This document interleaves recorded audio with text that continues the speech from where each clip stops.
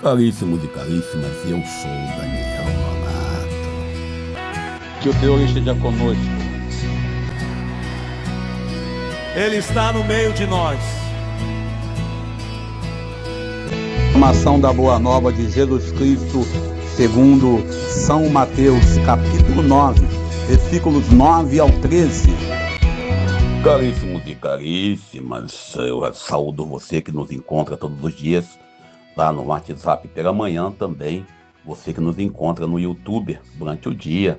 A gente entra um pouquinho mais tarde, mas hoje é domingo, nossa prioridade é o YouTube, embora um corre-corre da vida, a gente não conseguiu entrar no horário previsto, mas estamos aqui agora. Antes de começarmos esse nosso encontro, um aviso muito carinhoso para todos vocês. Se você já se sentiu inadequado para Deus, se você já se achou, ou melhor, achou que sua história, que a sua vivência estava complicada demais, ou se conhece alguém que parece ter sido definitivamente colocado na prateleira dos casos perdidos, então fique conosco.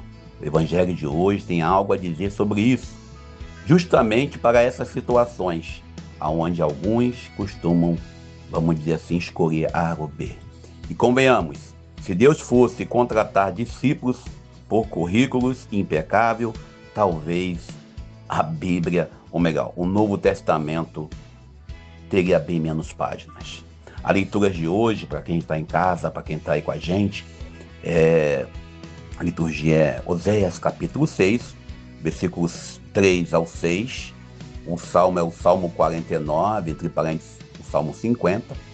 Romanos, a segunda leitura, capítulo 4, versículo 18 ao 25. O Evangelho de Mateus, capítulo 9, versículo 9 ao 13. Evangelho esse que aparece lá no dia de São Mateus, também aparece na 13ª sexta-feira do tempo comum. Ou seja, vai aparecer por esses dias aí esse Evangelho novamente. À primeira vista, né, a gente pode olhar assim, parece que os textos são diferentes. Um profeta, um salmo, uma reflexão de Paulo sobre Abraão e o chamado de Mateus.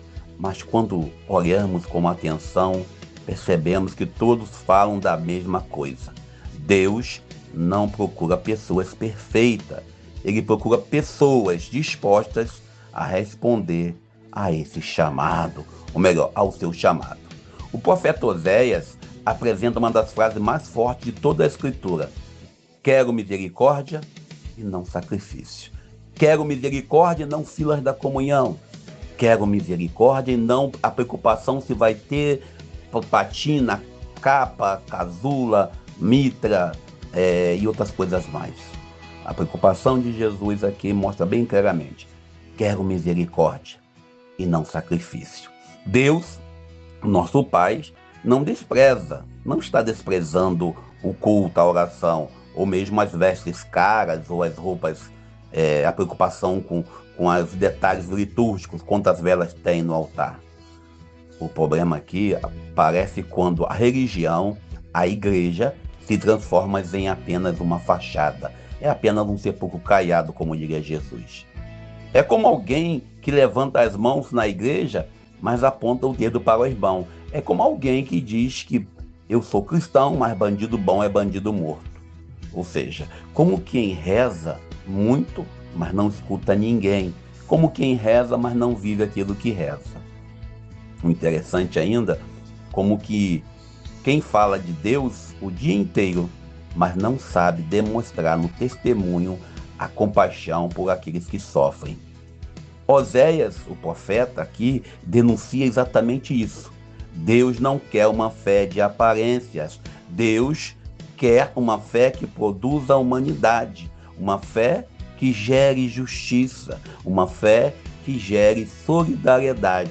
Nesse tempo de inverno aqui no Brasil, sobretudo aqui está no Brasil, a gente lembra da campanha do agasalho. Não deixe de participar, quem puder, seja caridoso. Uma fé que faça o coração parecer mais com o coração do próprio Deus. Uma fé que compromete. E o Salmo 49, entre parênteses 50, continua essa mesma reflexão. O Senhor recorda ao povo que não precisa dos seus bois, dos seus carneiros, nem das suas ofertas, como se dependesse delas. Aí você lembra dos pastores aí que costumam pedir oferta, fazer campanha de dinheiro. Todas as criações, toda a sua vida, toda a sua história, tudo aquilo que você tem, já pertence a Deus, porque até você mesmo é de Deus. O verdadeiro culto não é uma negociação religiosa. Na verdade, não existe o Pix espiritual, nem o Zelfa, né? Não existe boleto celestial. Não existe sistema de pontos para trocar por bênçãos. O que Deus deseja é gratidão, fidelidade e confiança. O verdadeiro sacrifício é um coração que saiba amar, que queira aprender a amar, porque o amar também se aprende. Eu já falei isso uma vez. E na segunda leitura, a gente vai falar do livro de Romanos, no capítulo 4, versículo 18 ao 25. Na segunda leitura, a gente vai ter aí Paulo, que nos apresenta Abraão. E aqui parece uma das expressões mais bonitas da Bíblia. Abraão acreditou esperando contra toda a esperança. Humanamente falando aqui entre nós, não havia motivo para Abraão acreditar. A idade avançada. O interessante é que a idade avançada no contexto bíblico é cerca de 40 a 50 anos. Vamos lembrar disso. A Sara, sua esposa, era estéril. Ou seja, as circunstâncias que Abraão vivia era totalmente contrária. Os cálculos da realidade em que ele experimentava, tudo devia ser impossível. Tudo dizia, olha, não vai ter condições. Mas Abraão acreditou naquele que é. E como diz Paulo, dá a vida aos mortos e chama a existência aquilo que não existe. Esse é o Deus da Bíblia. O Deus que vê o futuro, onde nós enxergamos apenas dificuldades, apenas dores. O Deus que vê a possibilidade, onde nós vemos os bloqueios. O Deus que não se limita aos nossos cálculos, nossos diagnósticos, as nossas análises, às vezes pessimistas. Então chegamos ao Evangelho de Mateus, no seu capítulo 9, versículos 9 ao 13.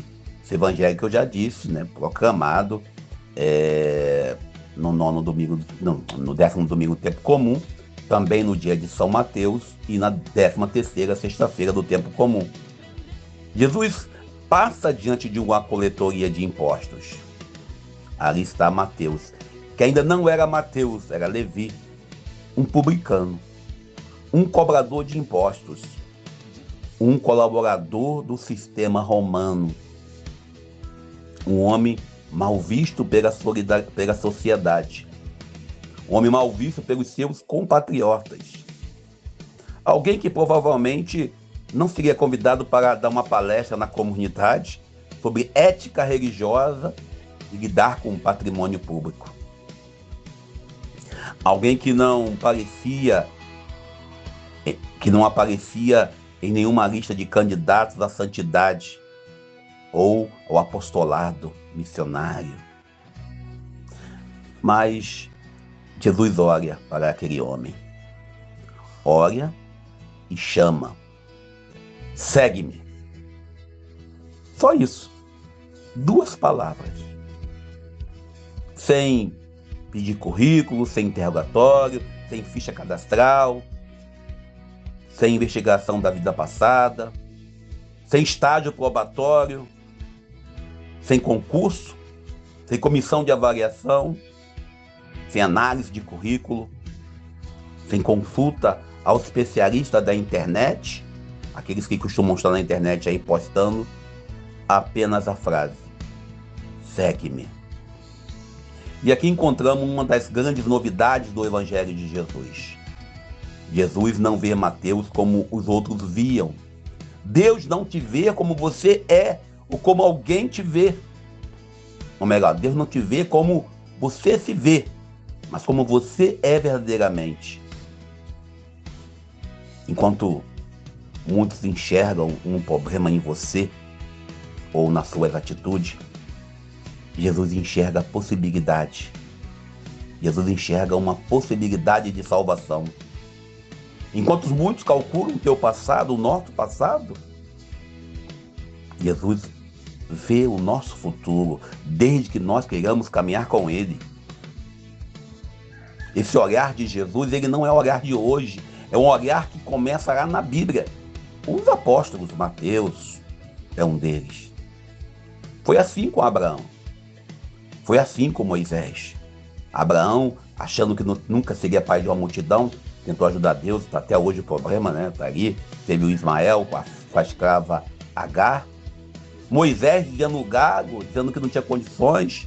Davi se achando pequeno diante da realidade do grande, né, vamos dizer aí, o Golias.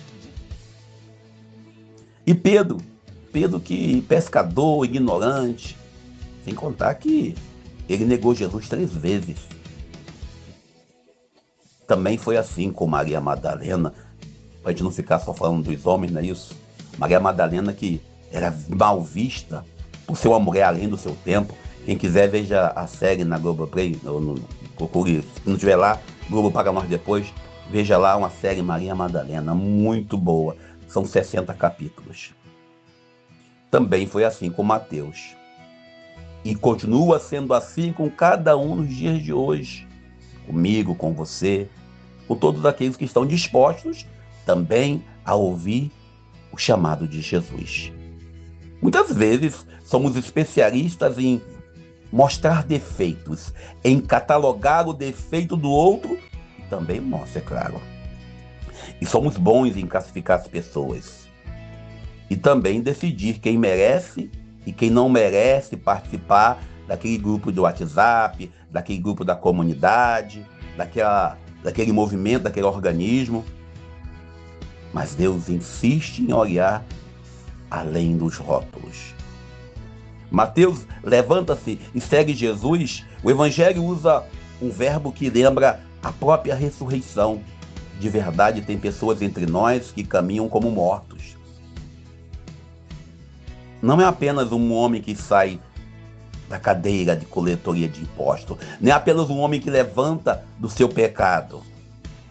É uma vida que começa de novo. É alguém que deixa para trás uma antiga forma de existir. E de verdade é um pequeno êxodo. Uma saída da escravidão para a liberdade do Cristo. Porque seguir Jesus não significa apenas mudar de lugar, de posição social. Significa, muitas das vezes, e tem que significar isso, mudar de direção, mudar de horizonte, mudar de lógica. E de verdade a história não vai terminar aí. Mateus, tendo condições, ofereceu uma refeição a Jesus. E comer junto envolve-se comprometer-se. Por isso a Eucaristia, a missa, a celebração envolve o comer junto, o corpo e o sangue do Senhor. E Jesus senta-se à mesa com aqueles que são pecadores, com os publicanos, com os perdidos do seu tempo. Pronto. O escândalo estava armado. Os fariseus observavam aquilo e se perguntavam: por que Jesus, o nosso mestre, vai comer com os cobradores de impostos e pecadores? A pergunta parece até religiosa, profunda, preocupada com a ética. Mas, no fundo, é uma pergunta para colocar fronteiras. É uma pergunta que aponta o erro, aponta o defeito, aponta a falha. Quem pode entrar? Quem deve ficar do lado de fora? Quem merece participar da fila da comunhão na nossa igreja? Quem não merece participar dessa fila? Eu lembro até hoje de um jovem padre que disse para mim: desculpem, eu não posso te proibir entrar na igreja. Eu falei para ele: que bom. Quando eu tive uma demanda com ele, eu falei: tu não pode me proibir mesmo. Quem nós pertencemos? Quem pertence à nossa pertença? É uma pergunta assim, bem uma redundância. e quem nós não pertencemos. Jesus responde com uma imagem linda, poderosa, uma frase bíblica forte. Não são os saudáveis que precisam de médico, mas os doentes, os falhos. A santidade de Jesus não funciona por isolamento social. Ela funciona por aproximação. Jesus tocava leprosos, conversava com aqueles que eram estrangeiros, acolhe pecadores, defende mulheres condenadas à morte, senta-se à mesa com aqueles que são excluídos e marginalizados. A santidade de Jesus não se construiu, ou melhor, ela não é a santidade de construir muros. É a santidade que nos faz e nos leva a uma ponte direta com o Pai. Com a santidade, que é o próprio Deus Pai, Criador, com o Espírito Santo. A santidade de Jesus não produz distância, mas produz encontro. Então, vem a frase forte, baseada lá em Oséias: quero misericórdia e não sacrifício. E como se dissesse hoje, vocês aprenderam muitas regras, mas esquece o coração de Deus. Eu quero misericórdia e não adoração, apenas a hóstia consagrada no altar. Nós, às vezes, decoramos as regras, os versículos, os capítulos da Bíblia. Às vezes nós somos bons em saber da religião, mas esquecemos a compaixão. Nós conhecemos os ritos. São 7 velas quando o bispo vem, são 4 velas quando está o pároco, são 1 vela só quando é um leigo presidindo ou um diácono. Mas não conhecemos as pessoas.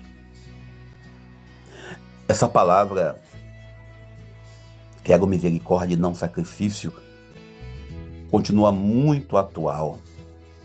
Ainda hoje existe coleteria de impostos. Talvez não seja somente impostos, mas existem pontos, profissões, pessoas que devem ser excluídas segundo a lógica da nossa fé hipócrita, muitas das vezes. Esses lugares da exclusão, do preconceito, da pobreza, da discriminação, do abandono, das feridas emocionais, da solidão, dos fracassos e também dos vícios e das histórias quebradas. Mas Jesus continua passando nesses lugares, mesmo que alguns padres e bispos e diáconos e pastores e outros hipócritas religiosos não queiram. Ele continua olhando para a pessoa e chamando: segue-me. Jesus continua chamando aqueles que estão descartáveis na sociedade de hoje. E nós devemos continuar acreditando em todos aqueles que às vezes perdem a esperança de si mesmo. Abraão já não tinha esperança de ser pai.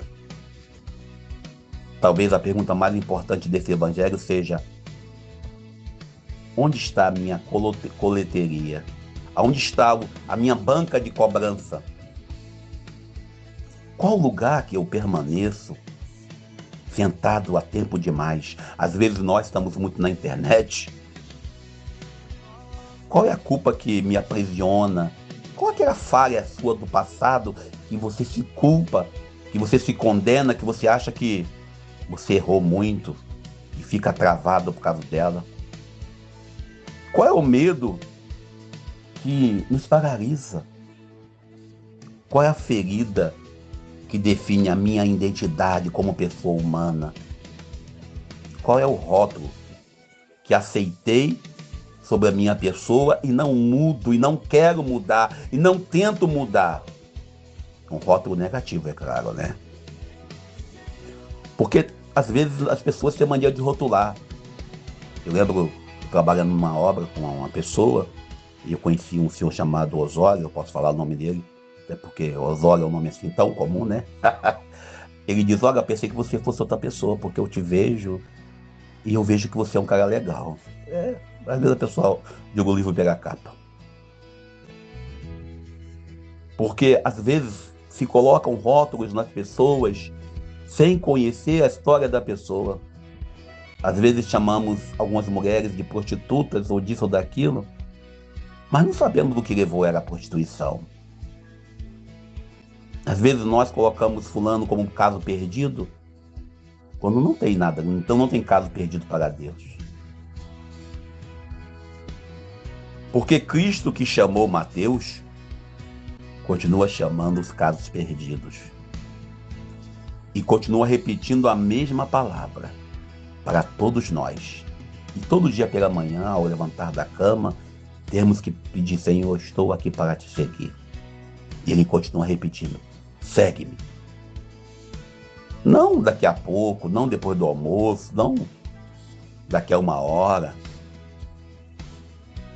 Não quando você estiver perfeito, aquela história daquele jovem que eu conheci no quartel, que dizia: quando eu ficar bem velhinho, eu vou ser cristão.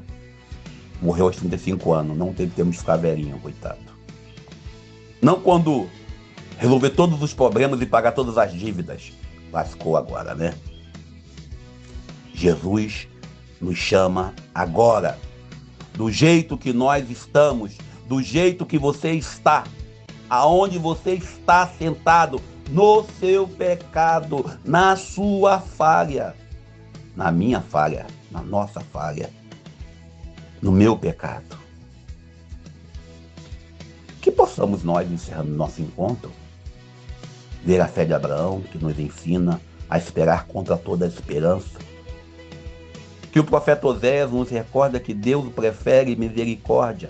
Então pare de se cobrar, pare de se achar o pior de todos, porque falhou algum momento na liturgia, porque esqueceu uma vela a mais ou a menos. Deus prefere misericórdias e não sacrifício vazio. Não apenas ritualismo e, com todo respeito, rigorismo moralista hipócrita. E o Salmo também nos ajuda e nos ensina a oferecer um coração agradecido a Deus. E que o Evangelho de Mateus nos ajude a acreditar que nenhuma história está perdida. E aí eu lembro de Raul Seixas, quando ele diz: tende outra vez. E quando nós encontrarmos o olhar do Cristo, possamos ter a coragem, todo o respeito, de contemplar esse olhar. Porque Deus, revelado em Jesus, continua vendo possibilidades onde o mundo vê fracassos. Continua construindo pontes onde levantamos muros e continua chamando para a vida aqueles que já haviam sido condenados à morte social, à morte pública, ao esquecimento da história.